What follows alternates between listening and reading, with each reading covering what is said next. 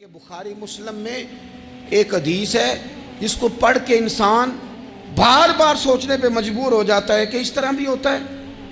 حضرت انس بن مالک رضی اللہ تعالیٰ عنہ ارشاد فرماتے ہیں ہم سب حضور کی بارگاہ میں بیٹھے تھے، بخاری مسلم ہے، نبی پاک علیہ السلام تشریف فرما تھے، حضور کی عادت مبارکہ تھی جہاں موقع آیا حضور بیٹھ گئے۔ حضور زمین پہ جلوہ فراز تھے، صحابہ کرام نے سوال پوچھنے شروع کیے، یہ بھی بتائیں۔ کچھ نوجوان تھے، انہوں نے کچھ سوالات شروع کیے، انہوں نے بہت زیادہ سوالات کیے کثرت سے۔ تو حضرت انس بن مالک رضی اللہ تعالیٰ عنہ فرماتے ہیں بہت سوالات، جب زیادہ سوال ہو گئے نا، اللہ کے رسول صلی اللہ علیہ وسلم اٹھ کے نا ممبر پہ بیٹھ گئے، فرمایا پوچھو جو تمہارا جی چاہتا ہے میں بتاؤں گا، پوچھو، کرو سوال کرو۔ ایک شخص نے اٹھ کے عرض کی یا رسول اللہ میرا باپ کون ہے؟ فرمایا حذیفہ۔ دو لوگ اور اٹھے، یا رسول اللہ ہمیں لوگ تانے دیتے ہمارا باپ۔ فرمایا تمہارا باپ وہی ہے جس کی طرف تم منسوب ہو، اسی باپ کی جائز اولاد ہو۔ ایک بندہ اور اٹھا، اس کا لہجہ بھی کچھ اس طرح کا تھا، کہنے لگا حضور میں جنت میں جاؤں گا کہ جہنم میں؟ کئی دفعہ نا چیزیں راز میں رہیں تو وہ ٹھیک رہتی ہیں، لیکن جن کو راز کھولنے کا شوق ہو ان کے اپنے بھی کھل جایا کرتے ہیں، ان کے کھل جاتے ہیں، پھر وہ تکلیف میں آتے ہیں۔ یہ یاد رکھیں، حضور میں جنت میں جاؤں گا کہ جہنم میں؟ حضرت انس بن مالک کہتے ہیں کریم بولے، مور لگنے لگی، ہم کانپنے لگے۔ حضور نے فرمایا تو جہنم میں جائے گا، دوزخی ہے تو۔ بس جب وہ سناٹا چھا گیا، اب ڈر تھا کہ کچھ اور باتیں نہ، یہ کثرت سوالات کی وجہ سے حضور ناراض ہو گئے۔ کہتے ہیں فٹافٹ حضرت عمر اٹھے، فٹافٹ، اور کوئی معافی نہیں مانگی، کوئی بات نہیں کی۔ جناب عمر تھے نا، آئے عمر تیرے جملوں پہ مر جاؤں، ان راہوں پہ قربان جہاں سے عمر چلتے تھے۔ ہر حکمران تیری بات کرتا ہے پر عمر تیرے ایک ایک فیصلے پہ میری اولادیں قربان۔ ایسا بھی شخص کوئی پلٹ کے دنیا میں آئے گا جیسا خطاب کے گھر عمر پیدا ہوا۔ حضرت فاروق اعظم اٹھے، یوں ہاتھ باندھے، رو پڑے، کہنے لگے نہ حضور نہ، رضیت باللہ ربا وبالاسلام دینا وبسیدنا ومولانا محمد نبی و رسولا۔ حضور ہم بڑے راضی ہیں کہ اللہ ہمارا رب ہے، سونیا بڑے راضی ہیں کہ دین ہمارا اسلام ہے۔ یا رسول اللہ ہم بڑے راضی ہیں کہ اللہ نے آپ کو ہمارا نبی بنا کے بھیجا ہے۔ حضور بڑے، یوں ہاتھ باندھے، نہ ساڈا بولیا چولیا معاف کری، غلطی ہو گئی حضور جوانوں سے، نہیں ایسا حضور، نہ اس سے زیادہ کوئی پردہ نہ کھل جائے کہ رضیت باللہ ربا وبالاسلام دینا وبسیدنا ومولانا محمد نبی و رسولا۔ وہ ضرورت کے لیے سوال ضرور پوچھا جائے، حضور پسند کرتے تھے، لیکن بحث میں الجھ جانا، ہر وقت دین کو تختہ مشق بنا لینا، ہر وقت میرا دل تڑپتا ہے، کبھی کبھی سوچتا ہوں یہ میرے نبی پاک کا دین ہے، کیا یہ صرف دنیا میں بحث کے لیے آیا ہے؟ جس کو 4 لفظ آئے اس نے میرے حضور کے دین کو ذریعہ بحث بنا لیا۔ صبح بھی بحثیں، شام بھی بحثیں۔ کریم محبوب علیہ الصلوۃ والسلام نے جو طائف میں روڑے کھائے تھے وہ اس لیے کہ امت بیٹھ کے بحثیں کرے، اس لیے امام علی مقام نے سارا گھرانہ کربلا میں دے دیا کہ تم بحثیں کرو۔ عمل کب کریں گے؟ کرو بحث، صبح بھی کرو، ہر بندہ کرے، مولوی بھی کرے، مفتی بھی کرے، مناظر بھی کرے، اور چلو علماء تو کبھی اعلاء کلمت الحق کے لیے کوئی گفتگو کر بھی لیں۔ ہر چوک چراہے میں بحث، ہر جگہ مناظرہ، خدا را بلا ضرورت تو چھوڑ دیں، بلا وجہ تو چھوڑ دیں، کبھی تو مان کر چلنے کا مزاج بنا لیں، کبھی تو قبول کر لیں۔ یا رسول اللہ رضیت باللہ ربا وبالاسلام دینا وبسیدنا ومولانا محمد نبی و رسولا۔ حضور بڑے راضی ہیں کہ اللہ ہمارا رب ہے، اسلام ہمارا دین ہے، آپ ہمارے نبی ہیں۔ حضور ہم بڑے ہی راضی ہیں، ہم پر کرم نوازی ہو جائے۔ حضور نے فرمایا عمر بیٹھ جا، اللہ تیرے اوپر رحم فرمائے، عمر بیٹھ جانا، رب تیرے اوپر رحم فرمائے۔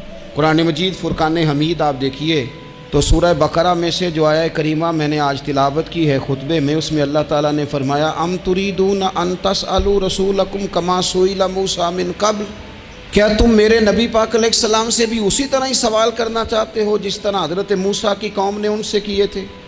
جس طرح پہلے حضرت موسیٰ علیہ السلام سے سوال کیا گیا تھا، تم بھی میرے رسول سے اسی طرح سوال کرنے کا ارادہ رکھتے ہو؟ کبھی بنی اسرائیل والوں نے کہا کہ ہمیں پتھر سے پانی نکال کے دیا جائے، کبھی کہا کہ ہمیں کھانا من و سلوہ دیا جائے، کبھی کہا کہ ہم اس وقت مانیں گے جب رب کو اعلانیہ دیکھ لیں گے۔ کیا تم میرے رسول سے بھی اسی طرح ہی سوال جواب کرنا چاہتے ہو؟ ضرورت کے لیے سوال ضرور کریں، یہ پہلا ہی سپارہ ہے۔ حضرت موسیٰ علیہ السلام کا زمانہ مبارکہ ہے۔ ایک شخص نے اپنے کزن کو، اپنے چچا کے بیٹے کو، چچا زاد کو قتل کر دیا اور خود ہی اس کا مدعی بن کے حضرت موسیٰ کے پاس آیا کہ بتائیے جناب میرے اس بھائی کو کس نے قتل کیا ہے؟ حضرت موسیٰ نے ایک سادی سی بات کی، کیا فرمایا؟ وَإِذْ قَالَ مُوسَىٰ لِقَوْمِهِ إِنَّ اللَّهَ يَأْمُرُكُمْ أَن تَذْبَحُوا بَقَرَةً۔ حضرت موسیٰ علیہ السلام نے اپنی قوم سے کہا کہ اللہ تمہیں حکم دیتا ہے کہ ایک گائے ذبح کرو، گائے کا کچھ حصہ مقتول کو مارو، وہ خود اٹھ کے بتا دے گا مجھے کس نے قتل کیا ہے۔ یہ پہلا سپارہ ہے قرآن مجید کا، آپ اس کو دیکھ لیں، یہ آیت نمبر 67 سے شروع ہو رہا ہے۔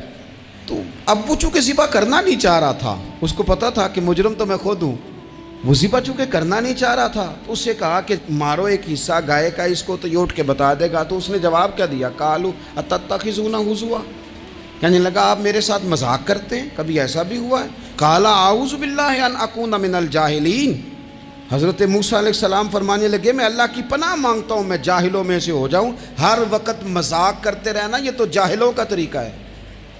کن کا ہے؟ حضرت موسیٰ نے کہا ہے، قرآن پاک ہے، ہر وقت مذاق کرتے رہنا۔ خوش طبعی اور چیز ہے، مسکراتے رہنا، لیکن کسی کا مذاق ہر وقت اڑاتے رہنا کن کا طریقہ ہے؟ جاہلوں کا۔ جب کہا نہیں ذبح کرنی ہے تو اب ذرا دیکھیے کرنا نہیں نہ چاہ رہے، قالوا ادع لنا ربک یبین لنا ما ہی، کہنے لگے اے موسیٰ پھر آپ نہ رب سے دعا کریں کہ وہ ذرا کھول کے بتائے وہ گائیں کس طرح کی ہو۔ ارادہ نہیں نہ ذبح کرنے کا، آپ دعا کریں۔ قال انہ یقول انہا بقرۃ لا فارض ولا بکر، فرمایا کہ رب کہتا ہے وہ گائے نہ بوڑھی ہو نہ زیادہ بچیا ہو، عوان بین ذالک، ان کے درمیان ہو، یعنی جوان گائے ہو۔ فافعلوا ما تؤمرون، کرو جس کا تمہیں حکم دیا جا رہا ہے۔ قالوا ادع لنا ربک یبین لنا ما لونھا، لو اگلی بات سن لو، کہنے لگے آپ دعا کریں رب سے کہ وہ کھول کے بتائے اس کا رنگ کس طرح کا ہو، رنگ بتائیں کس طرح کا ہو۔ قال انہ یقول انہا بقرۃ صفراء، فرمایا رب فرماتا ہے کہ صفراء رنگ کی ہو، یعنی گہرے زرد رنگ کی ہو۔ یہ رب فرماتا ہے اس طرح کی گائے ذبح کرو۔ فاقع لونھا تسر الناظرین، اور جب کوئی اسے دیکھے تو اسے اچھا بھی لگے، آنکھوں کو اچھی لگے وہ گائے، اس طرح کی گائیں ذبح کرو۔ لو اتنی باتیں بتا دی۔ قالوا ادع لنا ربک یبین لنا ما ہی، کہنے لگے نہیں آپ پھر دعا کریں اللہ ذرا کھول کے بتائے گائیں کس طرح کی ہو۔ ان البقرہ تشابہ علینا، ہمیں ذرا گائیں پر شبہ پڑ گیا ہے کس طرح کی ذبح کرنی چاہیے۔ وَإِنَّا انشاءاللہ لمہتدون، اگر اللہ نے چاہا تو ضرور ہم ہدایت پا جائیں گے۔ پھر اللہ تعالیٰ نے فرمایا کہ قال انہ یقول انہا بقرۃ لا ذلول تثیر الارض، گائیں اس طرح کی ہو کہ وہ کبھی کھیتی میں نہ چلائی گئی ہو، یعنی اس کو کبھی کام نہ اس سے لیا گیا ہو۔ بیل کو لوگ لگاتے تھے نا، جو کام آج ٹریکٹر سے لیا جاتا ہے وہ گائے بیل سے لیا جاتا تھا، تو وہ کھیتی باڑی کے کام نہ اس کو لگایا گیا ہو۔ ولا تسقی الحرث، اور نہ اس سے پانی نکالا گیا ہو، نہ کھیت چلانے ہل چلانے میں لگائی گئی ہو، اور وہ جو کنواں ہوتا تھا جس کے گرد گائیں گھومتی تھی، تو کہا وہ بھی کام اس نے نہ کیا ہو گائے نے۔ مسلمۃ لا شیۃ فیہا، وہ ہر عیب سے پاک ہونی چاہیے۔ قالوا الآن جئت بالحق، اب کہنے لگے اب آپ صحیح بات لے کے آئیں، اب سوال ختم ہو گئے نا، کہنے لگے اب آپ بات فذبحوہا، انہوں نے ذبح کر دی۔ وما کادوا یفعلون، پر ایسا کرتے نظر آتے، لگتا نہیں تھا کریں گے ذبح پر ذبح۔ اچھا یہ گائیں پھر ملی کیسے؟ امام خازن کہتے ہیں کہ ایک نیک آدمی تھا، تو اس کا آخری وقت آ گیا تو اس کے پاس جو کل جمع پونجی تھی وہ ایک بچیا تھی، گائے کی بچی، بچیا ویڑی، اس کے پاس وہ ایک بچیا تھی صرف. تو اس نے اس طرح کیا کہ اس کی گردن پر ایک مہر لگائی، اللہ کے نام پر بطور امانت اس نے اس کو جنگل میں چھوڑا. کہا یا اللہ میرا بیٹا ایک ہی ہے، وہ بھی چھوٹا ہے، اس کی حفاظت کرنا اور میرے بیٹے کو پہنچا دینا. بچہ بالغ ہو گیا. اس کی ماں نے کہا بیٹا جو امانتیں رب کے پاس رکھوائی جائیں نا ان میں خیانتیں نہیں ہوا کرتی، جا جا کے جنگل میں آواز دے تیری گائے واپس آ جائے گی. اس نے جا کے جنگل میں آواز دی کہ وہ جو میرے باپ نے امانت رکھوائی تھی وہ کدھر ہے. وہ نشان لگی ہوئی گائیں دوڑتی ہوئی اس کے پاس آئی. واللہ خیر الرازقین. جب رب بندوبست کرے، جب اللہ بندوبست کرے تو پھر معاملہ اور ہوتا ہے. وہ گائے آ گئی. اب اس نے کیا کیا اس نوجوان نے کہ وہ گائے گھر لایا، ماں سے آ کے کہا کہ اماں یہ تو اللہ نے فضل کر دیا. ماں کہنے لگی پتر حالات ہمارے خراب ہیں، منڈی میں لے جا اسے بیچ دے، لیکن سودا میری مرضی کے بغیر طے نہ کرنا. کس کی مرضی کے بغیر؟ کس کی؟ اماں کی مرضی. اور سنو یار، تھے کچھ لوگ جن کو لوگوں نے تانے بھی دیے کہ تم ماں کے پیچھے لگ گیا ہے، لوگوں نے بڑا کچھ کہا، پر جو ماں کی مرضی پہ لگیں ناکام نہیں ہوتے زندگی میں. یہ دیکھو ماں کی مرضی پہ لگا. اس کی قیمت کتنی تھی گائے کی؟ بڑی مہنگی تھی پر 3 دینار کی تھی. منڈی میں لے گیا 3 دینار اس کی قیمت لگ گئی. تو ماں نے کہا تھا میری مرضی کے بغیر سودا نہ کرنا. اب بچے تو نہیں نا مانتے، اماں کو کیا پتا باہر بزنس کیا ہے، لین دین کیا ہے. پر ماں نے کہا تھا میری مرضی. بندہ دے رہا ہے اسے 3 دینار. اس نے کہا جی میں نے طے تب کرنا ہے، ڈن تب کرنا ہے، پہلے اماں سے پوچھنا ہے. گھر جا کے اماں سے پوچھا، اماں کہنے لگی دے دے. واپس آیا تو اس نے کہا کہ میں 6 دینار دیتا ہوں پر میری شرط ہے، ماں سے نہیں پوچھنا. اس نے کہا تو 12 بھی دے. ڈن تب بھی ہونا ہے جب اماں نے کہنا ہے.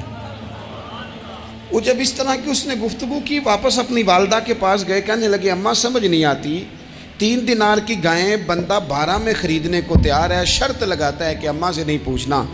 تو والدہ کہنے لگی پتر پہلے اس سے جا کے پوچھ کیا وہ ہے کون. یہ کوئی روحانی معاملہ ہے، کوئی غیبی مدد ہے، پوچھ. اس سے جا کے پوچھا تو وہ کہنے لگا میں تو فرشتہ ہوں اللہ کا، تو نے گائیں بیچنی نہیں، اس لیے کہ تیرا باپ بھی نیک ہے، تیری ماں بھی نیک ہے، رب تیرے رزق میں برکت پیدا فرمانا چاہتا ہے. ماں باپ نیک ہونا رزق میں برکت ہو جاتی ہے.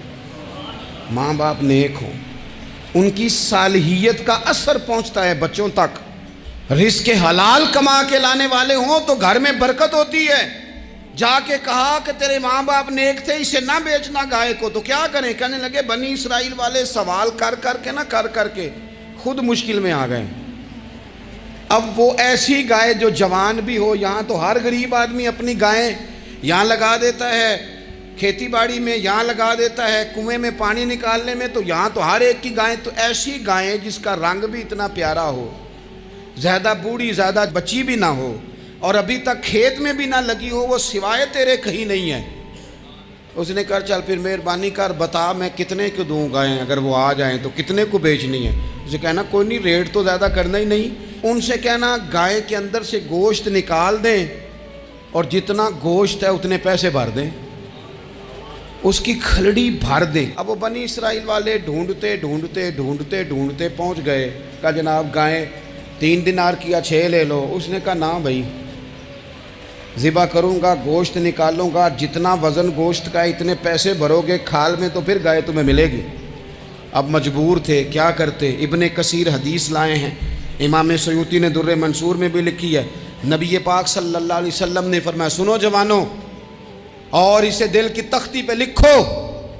نبی پاک علیہ السلام نے فرمایا اگر بنی اسرائیل والے زیادہ سوال نہ کرتے تو اتنی مشکل کا شکار نہ ہوتے.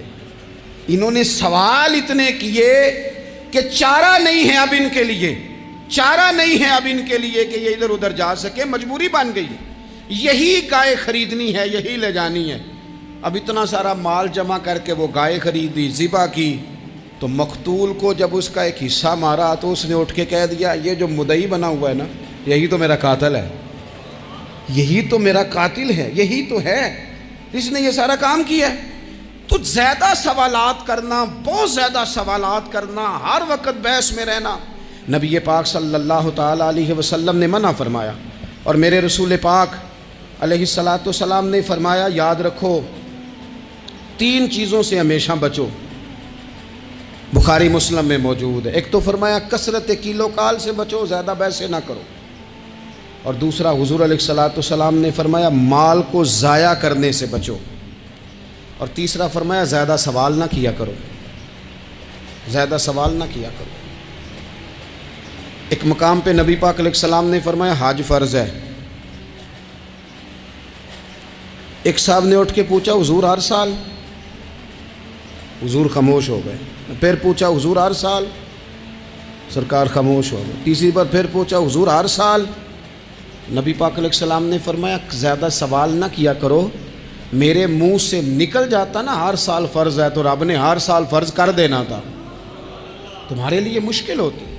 اور فرمایا جس چیز کے لیے میں تمہیں حکم دوں وہ کر دیا کرو، اور جس چیز میں تمہیں آزاد کر دوں اس میں آزاد ہو جایا کرو، زیادہ باریکیوں میں نہ جایا کرو۔